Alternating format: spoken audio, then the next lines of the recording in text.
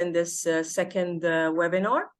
Let me just start by briefing you on what is going on and what is this webinar about and within which initiative. Actually, let me start by introducing myself. My name is Ghada Ahmadin. I am the chairperson of, I'm really honored to be the chairperson of the Regional Nile Women Network. The network was launched in December 2022 in Nairobi, and it gathers 10 national women networks in the 10 Nile Basin countries. The main objectives of this network is to raise the voice of the women and girls concerning the women issues, and get them more and more involved in the sustainable water management and all the issues related to water, because it's really, a critical issue, affecting all their lives and their families and so on. So we need more and more women participation and involvement in the decision-making process concerning the water management. And of course, we cannot do this unless we have capable women, developed women, and they have the skills and the capacities to do so. To start this program and the activities of the network, there was an initiative, that we discussed among ourselves, and I'm very happy that we started this in July. The initiative is Watering Women, which is a digital platform, digital webinars that we're having on monthly basis. Each webinar, we have two distinguished speakers from two national networks from two countries, and they share with us, some very interesting topics and experiences from their countries, and we discuss those topics among ourselves, and also, we come out with some recommendations that we can, go back and share those recommendations with our authorities and governments and relevant stakeholders as well. So we had this first webinar in July. We had two speakers, one from Egypt and one from Kenya, and it was very interesting, and I hope you can all, see or read or have the report for this webinar. And I'm really excited that we're starting now the second webinar. We're having two speakers as well, one from Tanzania and one from South Sudan. And they have a very, interesting topics, and actually one common, factor among those topics. We're having Ms. Josephine Mihama. She's from Tanzania, and going to present the role of women in water governance and sustainable environmental management. And also Ms. Mary Benjamin Luki from South Sudan, who's going to talk to us about advocating for gender mechanisms at all levels of water governance and decision-making platforms. So as you see, governance is very important, and it's a very important factor that we should, of course, see and discuss how we can integrate women and mainstream gender into the governance at all levels concerning water. Now, without further ado, I would like to introduce Josephine Mihama, and she is working with the Governance Links Tanzania as a program officer on climate change adaptation, WASH, and gender. So, Ms. Josephine, the floor is yours. Please go ahead and share your presentation with the audience. Thank you so much.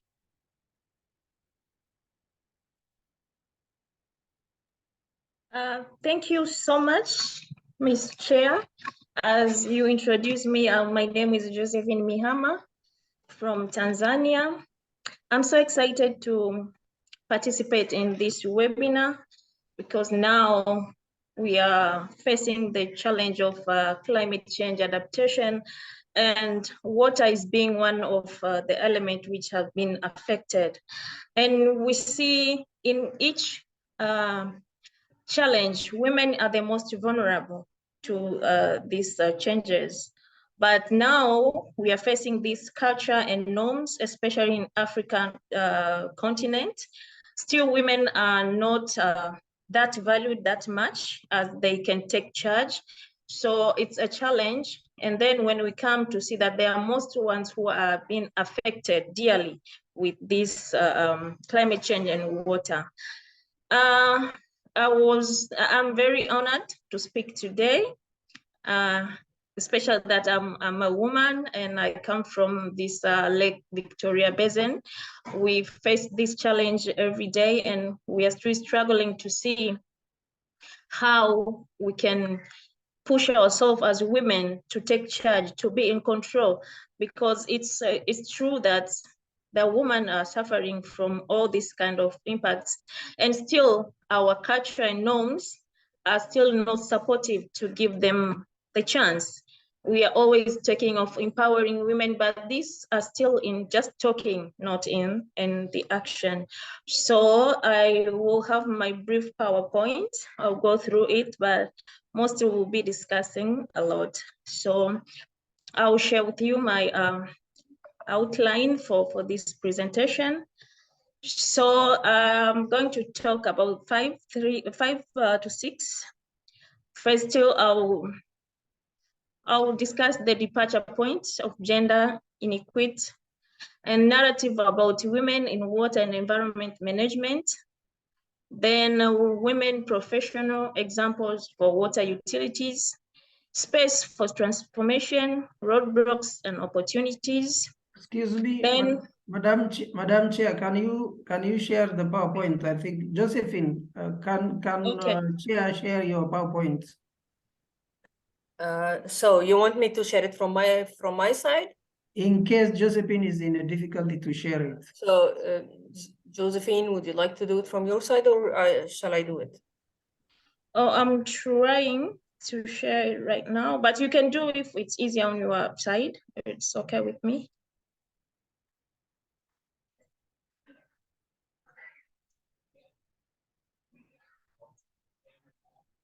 And participants, please share your email address on the chat box. Our ICT is requesting you all to share your email addresses. Kindly share your email address on the chat box, please.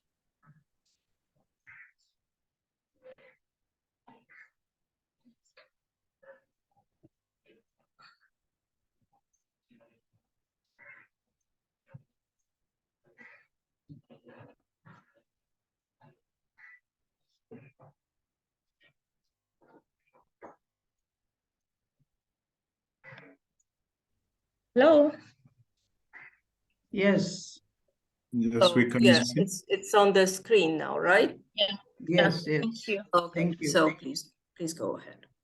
Yeah. So I was saying I'll just have my outline as I think everyone can see on the screen. Yeah, we can go to the next page. I talked about that already.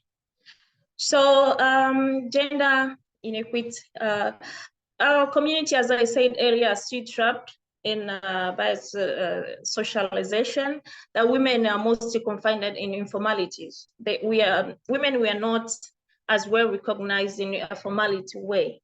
And most in our communities, we are still trapped that women are for responsibility of taking care of the family and all those minor stuff.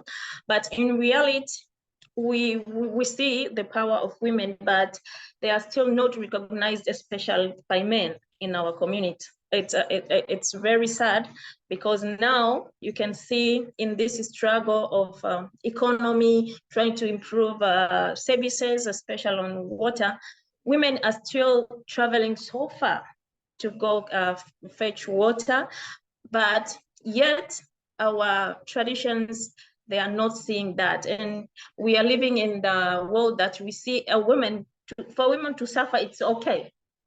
It's okay, it's not something strange, but rather we should consider not only empowering women, but getting them to be in control. Because even in our statistics, it's true that women are more than men. So, and we are still excluding women in all aspects, especially in decision making. So even in our normal plans, even the government plans, you can see the position of women are still minor compared to men. Even our policies, there are promises for transformation, but not enforced. We have these policies which are talking a lot about empowering women, but still they are still in the literature, but in reality, they are still promises. Now it's time for us to get into it, to enforce, because these are proper documents, but having them only as promises, it's not doing so well to us, but rather we should enforce them.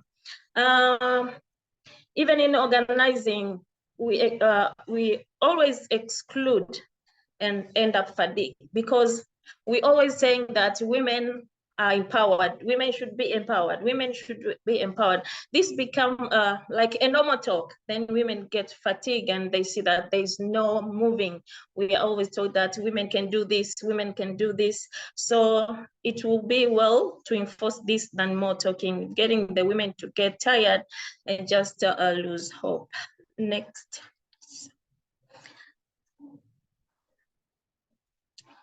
So in my introductory part, I said I would be talking about narrative about women in water and environment management. We can start from the household level. In household level, the role of women is defined as responsibility, like social care, and reinforced by cultural norms. As I said earlier, still in especially African continent, women are still considered as just a social care. We ignore that they have the power, they can do things. And luckily enough, in African country now, we can see some of leaders being women, and we can see that their contribution. So discussing this, we should get back and try to revisit our cultural norms to just have these women to have a role to play in our community. And our community level, women excluded in managing collective resources.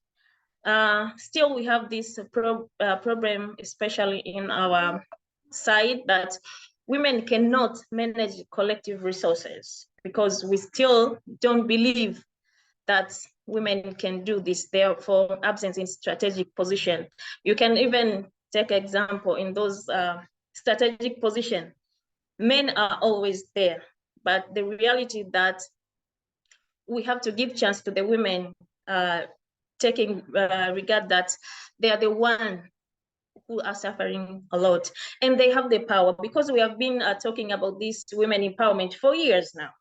And I believe that we are empowered, because even talking now, women are participating, but at the end of the day, they don't get to be at the top level, example on collective resource management.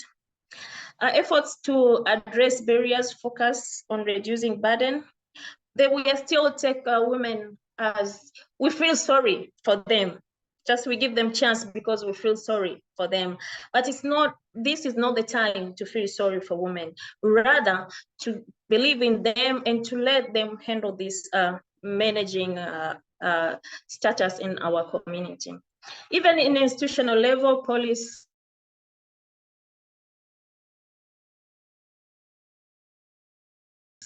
it's a tokenism.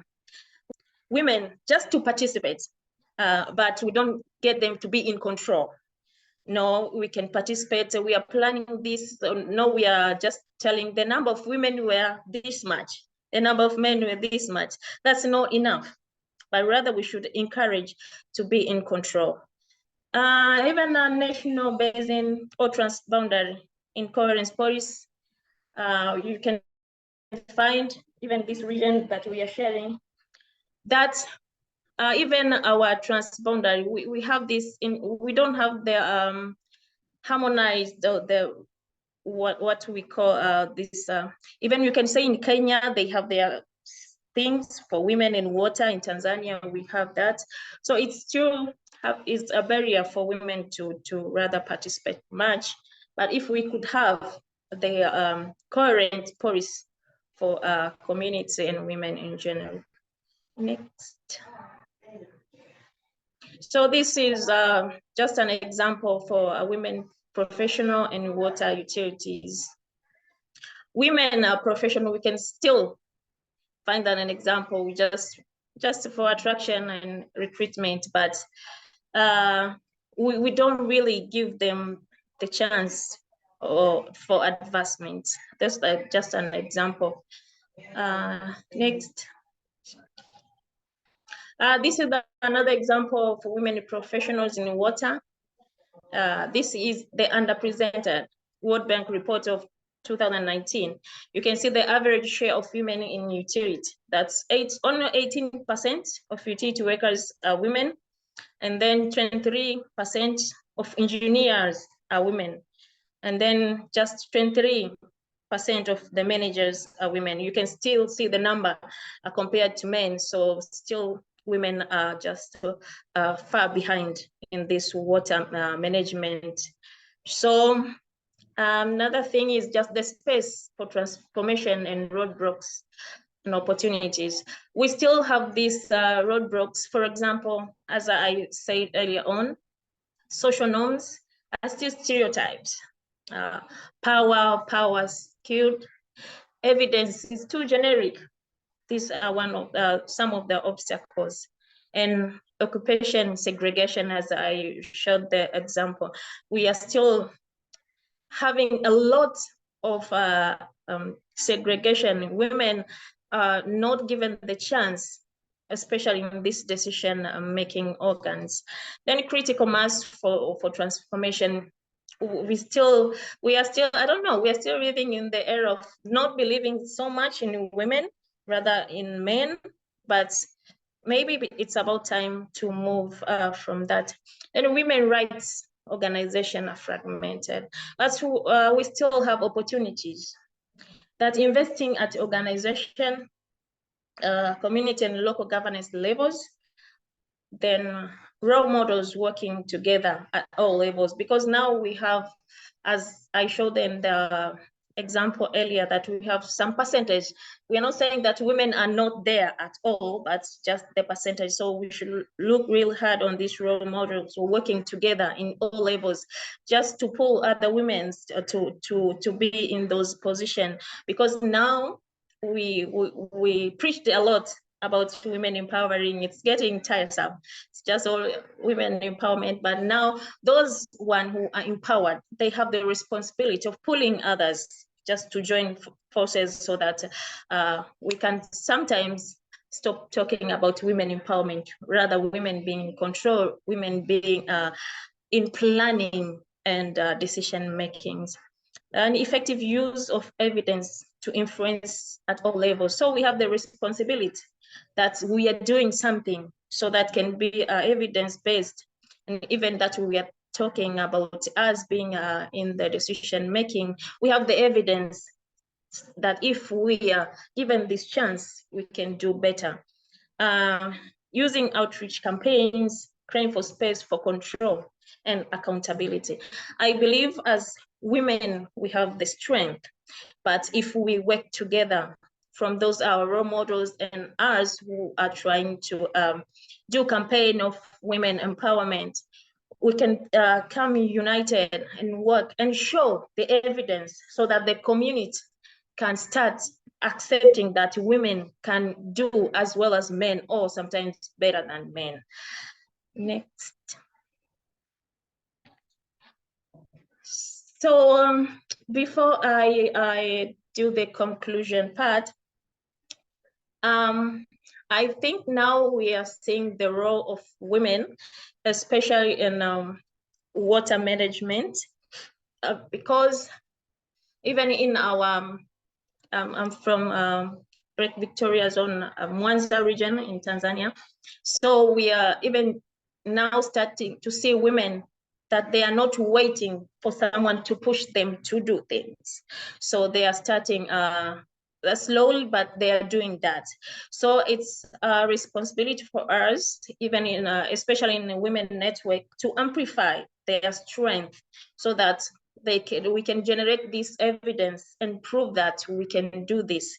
Because now if you leave a woman out, you are just giving her a burden, because she's a mother, she is a wife, she has to take care of the family, but at all levels, she has a work to do. So we should amplify this as networks, and I'm so grateful that Nile Basin 2022, we initiated this women network. So it's our responsibility to amplify and to document this evidence-based that are done by women, especially in this climate change adaptation. You can see we are working from some district in Tanzania. You can see the women, they are now doing the creativity. They are now understanding the importance of water. And you can be surprised, but they are so innovative that we think if we can get this evidence together, we can amplify their voice and just let them be in control. And I think we can still see some changes, because now we are facing the climate change impact, and it's really happening all over the world. Years back, we would see maybe this is the story and this, but now everyone knows, and we are not sure this will end at what time. So it's about time to use this local knowledge of women in their context, just to amplify that and to see how we can still survive in this climate change era. So conclusion one, transformation is possible, as I was saying, for women beyond participation and inclusion. So women should not only participate, but they should be included in each aspect, especially in water and environment management. Then the right data for asking the right question on natural resource control. Because now women understand, women knows, but in our gathering or in our decision making, we give them just the minimum time to ask a question. And even they're asking question, maybe they can ask a right question to the wrong audience or to the wrong people, but we should really encourage them to participate by asking for accountability on natural resource control. Affirmative action, cloud-based sympathy, as I said earlier on. It's not about time of just feeling sympathy for these women. No, women, we can do this for them, we can do that for them. No, we know what we want, and we don't need you to feel sorry for us to act. Rather, give us a chance to act and participate and be in control. The critical mass is available, but not sufficiently organized. And this women empowerment is still fuzzy. Next. So jumping on recommendations. Number one, context-based tools for social engineering. Every time we have to work based on the context. As okay, from Tanzania, we have our context, so we should really consider that in social engineering. Then need result-based strategies, as I said earlier, for policy reforms and transformation. Education with organizing women rights organization to a space in natural resource governance. We still have to invest in education for women rights to this space in natural resource governance. And I believe that we should engage male champions, because now if you're talking about female, we always talk about male. So we have these men who believe that women can be in control, they can be accountable. So we should invest in men to champion for this, as we are talking about ourselves, but it will be much better if men can also talk about this women empowerment. Another is appropriate data and indicator for women empowerment. What are our indicators for women empowerment? As we said earlier, we are just talking about the word empowerment, but we should rather have data and indicators. When we say women empowerment, what do we mean by that? Climate change and its impact, an opportunity for awareness, community and our local government levels. As I said earlier, in this climate change era, we are just getting the creativeness of women, innovative, and they are still, as most of the women even in our region are the ones who are farmers, they are cultivating. And you cannot believe, but they are still producing even in this climate change impact. So we should see the climate change as an opportunity and just amplify the initiative that are being done by women. As I said earlier on, most of women in Lake Zone, I think, they are still engaged in agriculture stuff. That's what we are expecting to get food from. Communities seek to influence cultural beliefs and practice the water and natural resource than waiting for statutory laws. In our community, we have our bylaws, so we should influence that cultural belief should not be the blockage of women participating and getting in control, especially on water management and environmental sustainability. Still leveraging technology for mobilization, digital communities. Now we are in this digital world, so it's really nice just to exchange technology, simple technology, especially for women, for our community.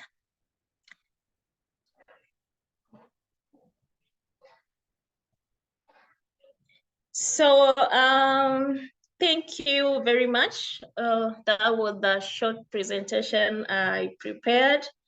Again, Ms. Chair, thank you for the opportunity. That's what I have to share from my side.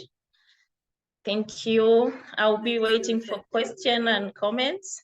Thank you very much. Thank you. Thank you so much for this very, very, very interesting presentation that, it highlighted many points, and I'm really, happy with the voice and the tone that you're talking with.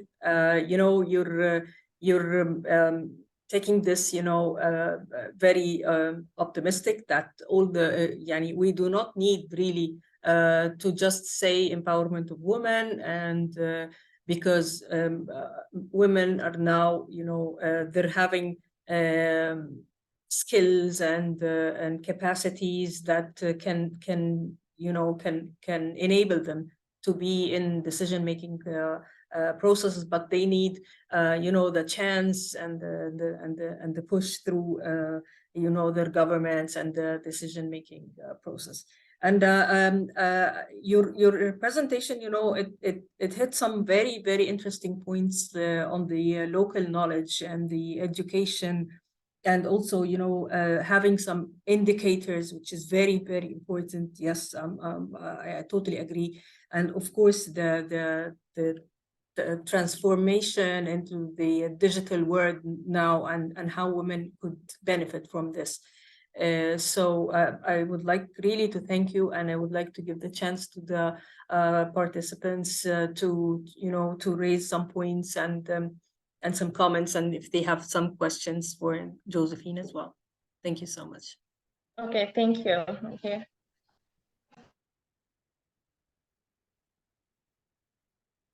So any questions? Any comments, any questions? Yeah, can I say something? Yes, please, Dr. Samaya, go ahead. Yeah, it's thank you for the very interesting presentation. And I think there is a number of points that we have to think of it when we are working within the network. That one of the most things I think that we have to work on the youth, because youth and the education, because we have to concentrate on that things, because we need the youth to understand this and to be empowered since they are within their schools. So maybe within the secondary school, which is a good opportunity, and the universities, because this is where they build their personality. So this is where we have to work. And yes, one of the points that she said, that we have to work with men, because this is very important, because we are not alone in the society. So men have to be involved in this sort of empowerment and in this sort of advocacy. So I think we need to do some sort of advocacy framework that each country can use it within its context, and to do this sort of advocacy. And we have to advocate for this empowerment and women participation in the curricula of the university and curricula of the secondary school, because this is really, it's an important thing. Thank you. Thank you so much for this very important point, of course, yes. Yes, I have Dr. Dalia. She's saying something of it. Can you please share how to become a member? Of course, yes. It's either individual or institutional, so you're so much welcome. Just let us know from where you're joining, please. So, any other comments or questions? So, can I speak? Or yes, please go ahead. Okay. Hi, Reda. Hi, everyone. My name is Dalia Sabri. I'm from Egypt. I'm a PhD holder in civil engineering, and I'm working. I'm working in civil society in water issues. So I'm just interested to know how to become a member. And do we have to send an email or somewhere, or do you have an application? Or so if you can just tell us. Okay. Actually, we haven't, prepared a specific application for that. But if you share with us your email, we can share with you all the, the information and invite you to the upcoming events. And you're so much welcome, of course, to join the network. We have, of course, as you, if you joined from the beginning, you will know that we have a national network for women in Egypt. And also the regional network, which has all the 10 networks from the 10 national networks from the 10 basin countries. So we have a national one in Egypt, and we're having a meeting soon, inshallah. And of course, you're most welcome to join the meeting as well. Okay, thank you.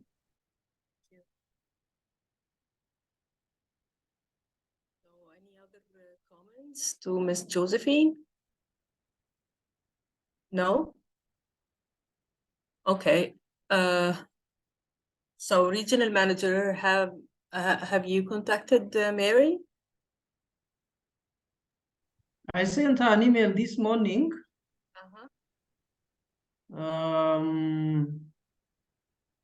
Unfortunately, I have not seen her response. Probably as we are discussing on the presentations already made, I think let me also follow up through WhatsApp with NTSCs. Okay. Yeah. So let me just use this time to share with you, what we're trying to do, and we're planning. Also, thank you, Ms. Josephine, for highlighting the issue of climate change adaptation. Of course, on the water issues and women. And as you all know, we had a successful COP in Egypt, on behalf of Africa in last November. And so many issues have been discussed and raised, and very interesting side events have been organized. And we were happy that the NBD was able to, share their experiences and knowledge among the participants, and have the chance to present their work during side events and exhibitions and so on. And now we're planning for COP28, which we're also we're happy to have, 2 successive COPs in the Arab region. And it's a chance also for us in Africa, to have this COP in UAE, which is also it's going to discuss very important issues on adaptation and mitigation, and of course loss and damage, which is we're suffering from in all our countries. And we're planning actually, during the coming few months before the COP is starting specifically on the 30th of November till the 12th of December in UAE and in Dubai. And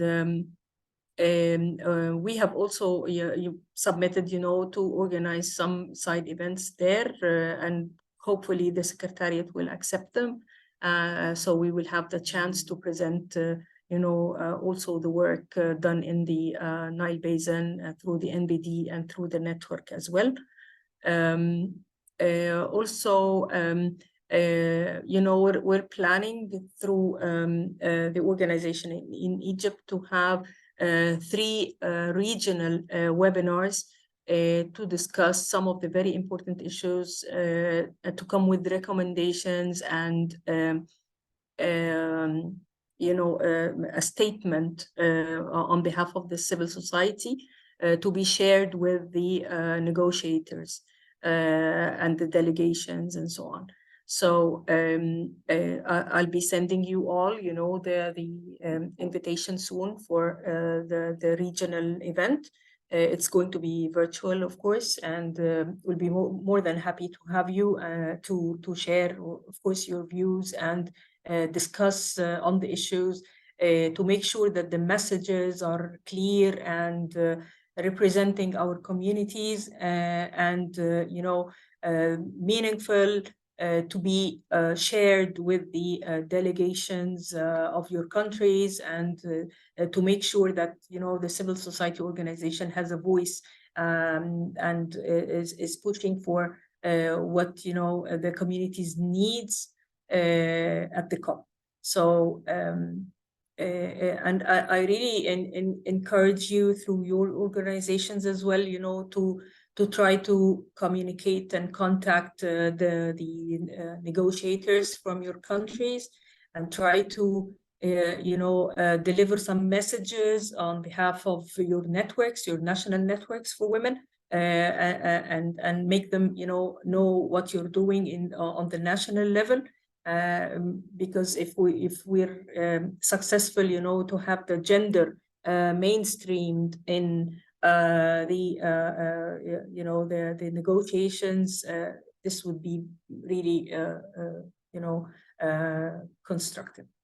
So yes, regional manager, have you heard from Mary? Yeah, I'm following up him. He's calling her, and he's going to inform me back. Okay. So we'll just give, like 5 minutes. I don't want to keep them all, it's a critical timing for all of us. So if she couldn't join this time, maybe we can postpone till another webinar. But I'm really open to hear from you all any comments or any issues that you would like to raise now. Okay, can I speak? Where is the voice? I think it's good that you talk about the preparation for the COP, and that we need that to have a position paper, that we have to think of that position paper, and if anyone from each country have some sort of what we need to put in that position paper, then this will be good, and then we can discuss a draft within the WIM part that you are talking about, that we have to have a draft of that one, and then we have to discuss on that things. This is one thing.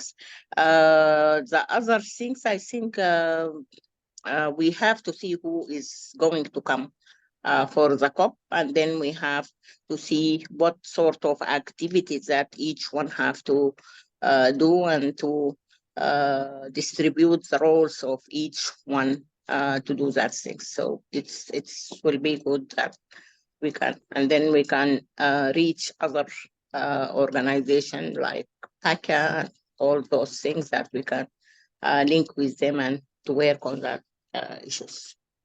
Thank you. Thank you, Dr. Sumaya. I totally agree with you. Actually, during the first webinar, we have raised the issue of having a statement on behalf of the network to the COP.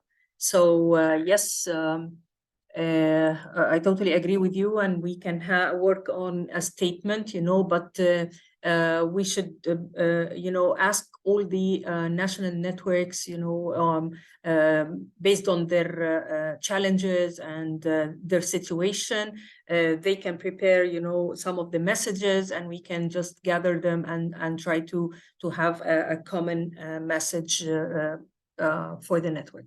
And of course, yes, I would really like to ask the Secretariat to try to investigate and explore who is participating from the network, who will be participating at the COP, so we can, coordinate our participation there to make it really meaningful for our continent and of course the region. Because yes, as you know, and as you have seen before, if you have participated in previous COPs, it's like a huge space with everyone, trying to get his or her way, into the COP. So if you are organized before you're going, and focusing on what are the events or the things that you would like to do there, this would be very useful, of course. So yes, thank you, Dr. Sumaya, for raising this, and I assure you that we're going to work on that before the COP, inshallah. Hello, Ghada. May I, please? Yes, of course, Dr. Hala. أهلا بيكي. أهلا بيكي راحي. Thank you very much for your invitation, and I'm welcoming everybody in our virtual meeting.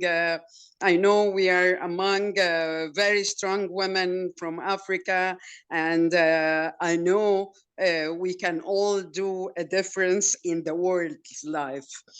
In our last COP that took place here in Egypt, water's issue was raised for the first time. And if what Dr. Sumaya raised, to have a statement for women in Africa in the center of climate change and water issues, I think we will deliver a very strong message to the world to give more care and interest and ears, for our messages to be delivered.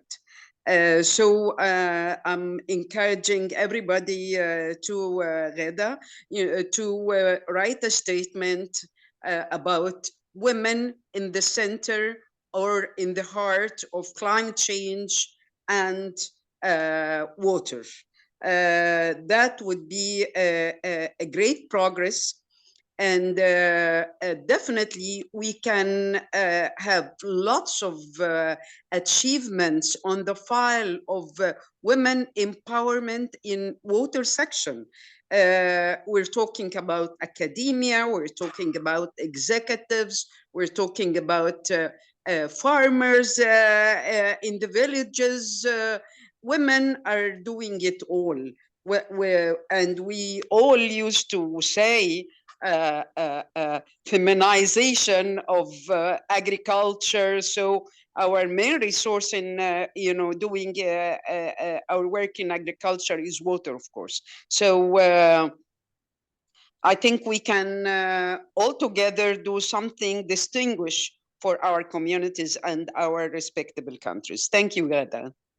Thank you. Thank you so much, Dr. Hala. And yes, we totally, agree that we should have a statement, a strong statement on behalf of the network on the climate change and water. Thank you so much. And we would like, of course, your valuable contribution on this statement. Thank you. Always, always, always. I'm there for you all. Thank you, Ghada. Thank you. So, may I ask Matthews, Matthews, can you produce for us what I said, business cards for the executive committee, so we can have it the same, because we can do our things, but if you can do it, then you can bring it with you, or we can have it by anyway or others, because I think this is important. And if we can think of some sort of small project that we can find some donor within the COP, because this is a good opportunity that many people and many donors is coming for the COP. So if we can have some sort of even a short, Yeah. even a concept note of what we're thinking about, and to be ready to discuss with donors. To discuss with people, so it will be good. Okay. So Dr. Dalia, I see you're raising your hand. Please go ahead. Yeah, I just wanted to say that I will be present at the COP, so I'm still not member, but if you're going to organize something, I would love to be involved with it. So that's it. And you will be, we will be communicating further. Yeah, if sure. you can just, if you can just share your email and maybe. I already shared my email. Okay, that's perfect. So we will coordinate and maybe meet soon to have a chat about this. Thank you. Sure. Yep.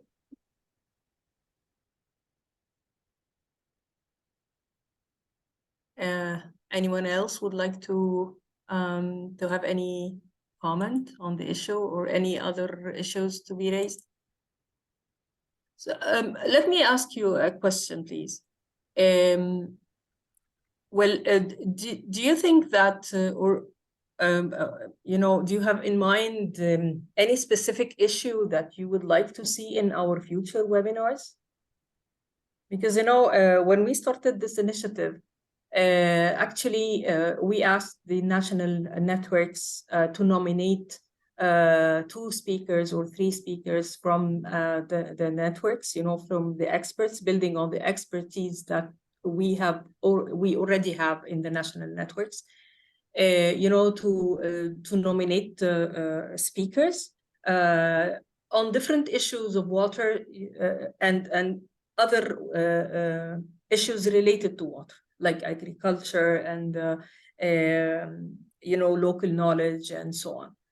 So we have now like a list of speakers that we are communicating before each webinar. But if you have in mind a specific issue or topic that you would like us to discuss in our future webinars, please don't hesitate to communicate me or the secretariat, to say that this issue is important and we would like to discuss it further. So. Well, on that, Chair, I want to add some few more considerations, if I'm allowed.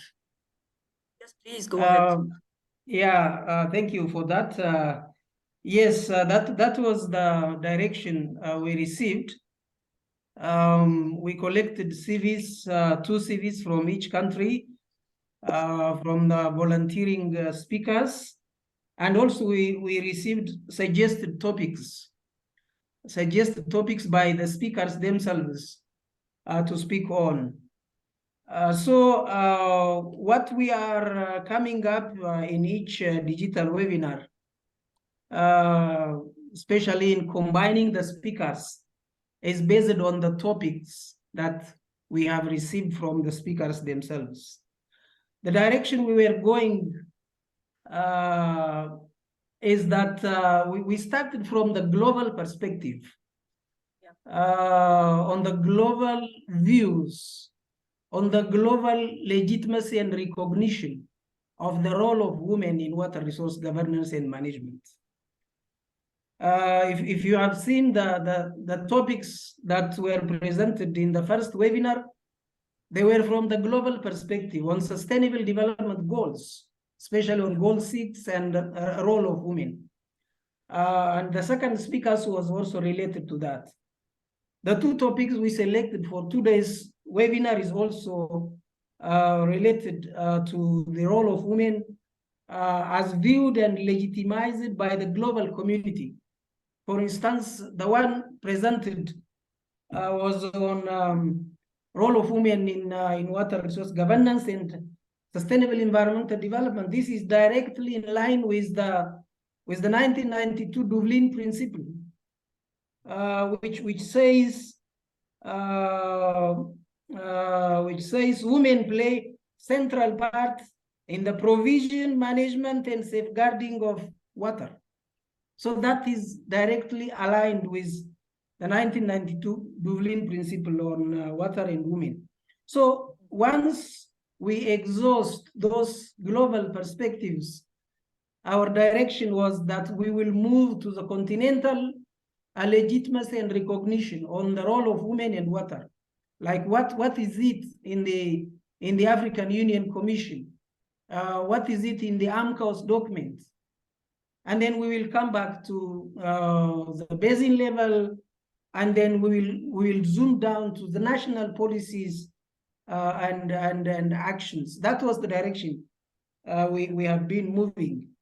I really appreciated the chair's question. Now, what topics do you really want to see in the webinar? I think that would be very important for us to reconsider our approach, especially given that we are thinking to have a statement at the upcoming COP28. Probably we may shift the webinar to focus on women in climate action. I don't know. So I think that is very important, Chair. Thank you for that. Back to you. Thank you so much, Regional Manager. Yes, Dr. Somaya, please go ahead. Yeah, if I can say, because I want to say that last month I have presented a topic on the gender responsive action to climate resilience. And I think this is one of the topics that we have to talk about, because this is what we can have it in the COP. So we have to take these gender issues within our webinars. So maybe I can present it for you again, because I presented for the summer course of the PACA youth summer course last month. Yeah, it's actually yes, last month. So we can think of these things, because we have to look at the women and the gender. We have to talk about the issue of gender, because when we talk about women, this means that we have to take affirmative actions, but still we need gender to look at it within the context, which is within the global issues. Yes, you're totally right, and thank you for having this presentation and offering to present it. This would be very useful. So I think maybe next time Dr. Somaya could present, and we can coordinate with another speaker. And yes, regional manager, I think we could utilize the coming few webinars before the COP to focus on the issues that are going to be raised there, considering the gender. So if we're talking about resilience, community resilience, we're talking about gender mainstreaming, we're talking about rural women, and the challenges they're facing in the agriculture, field and so on. So I think we could just focus on climate change and resilience and gender mainstreaming for the coming 2 or 3 months before the COP. So we are going to be well prepared, and this could be integrated into the statement that we're looking forward to prepare. So and then we can just continue our topics later. Hello. Yes. Hello. Yes, Josephine, yeah. please go ahead. Yeah, thank you, Mr. Chair. It's very interesting now hearing that we are going to participate on the COP, the 30th of November. I'm just trying. Okay, I thought someone maybe could ask, but we are really focusing now. I don't know, it's a world call to climate change, and climate change, the victim is water. So we can say everything, but the victim is water. So I was thinking maybe in coming webinars, we should really focus on resilience to climate change and gender, mainstreaming gender in water, because now it's the topic we should discuss, because we are not sure these climate change impacts are going to end when, but rather we should build resilience. And when I say resilience, I'm focusing mostly on women, because they are the most one who have been affected dearly by the climate change. And when we are talking about water, we are talking about agriculture. Now we are not sure of the rain season, so we have to take charge of our water sources now. And the one who can take care of these water sources, again, it's women, because we are the one who just affected by that. If we don't have water, women suffers. But now how, as a network, could we build resilience to these women and this climate change impact? So I don't know, but I'm requesting if we can deep dive into resilience and water, as well as gender, so that we can have this strong statement. Even we are going to participate on COP, these are the things I think we should really focus, because I'm sure that these impacts are going to continue. They are not going to be the end of the coming year. But how are we preparing these women to be resilient and keep producing through their agricultural activities, and have a proper utilization of water sources? Because now we are facing lack of water in our water sources, especially in Lake Victoria. But how are we going to keep living with that? And my thought is that if we can build resilience to these women and have a proper utilization of this water we have now, it will help us to keep surviving in this climate change impact era. So I would really wish in the coming webinars, maybe we should have those topics on resilience, water, and gender, so that reaching November, we have something strong, we have the clear message, even if we are going to advocate. And even the doctor said we can include youth. Yeah, we can include youth, because they're the one who are going to be here for longer than others. So I'm really requesting, if it can be possible, we could discuss those three topics: the resilience, gender. Okay. Thank you. Thank you so much. Yes. So please, regional manager, take this into consideration for the next webinars. And actually, I'm really sorry, you know, that to know that Mary, who was supposed to be with us today, she's sick and she was hospitalized, so she couldn't be with us today. Hopefully, we really hope that she recovers very soon and she could, you know, join our next webinar and to make sure that she's okay and, you know, with very good health. So please, regional manager, follow up on her status and let us and keep us informed on how she's doing, and let us know if we can do anything for her, you know, beside praying. So thank you so much. Thank you, Chair. We will make a follow-up and update you on the status. Thank you. Yes, thank you so much. So any other comments before we conclude our webinar? Maybe, Chair, through you, yeah, in the direction taken now, I think we need to have volunteers. I can see Dr. Sumaya is going to be a speaker for the next webinar. Inshallah.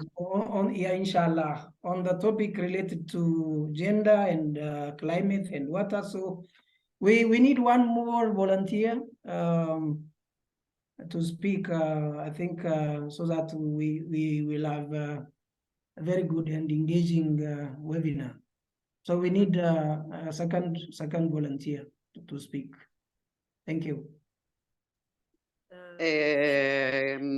Building on what you're saying, sir, I would like that to, you know, instead of having someone to just to propose what we can talk about, I believe that we need to have list of topics that it's really needed from the all our respectable countries and from all our communities to build on their real needs, not coming from top to bottom, but I believe from bottom up to help others, you know, managing their water resources in a better way.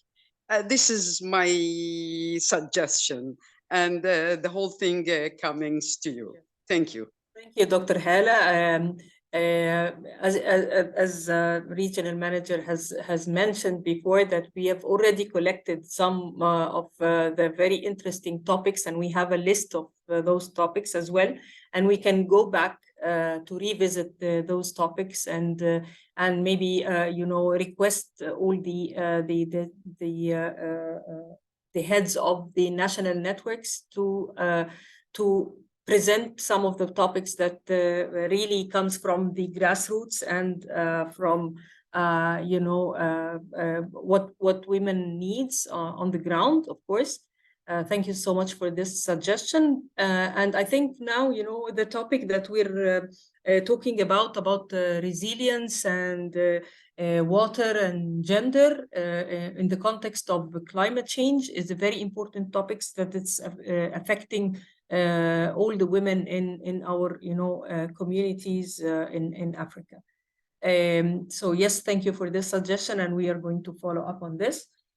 Concerning another nominee for speaking with Dr. Sumaya, I think, you know, we can have.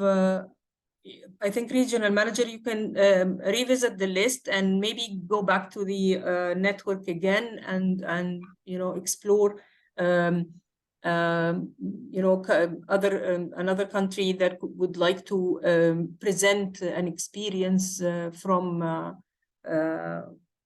you know, from another country. So if we don't have any suggestions now, we can just go back to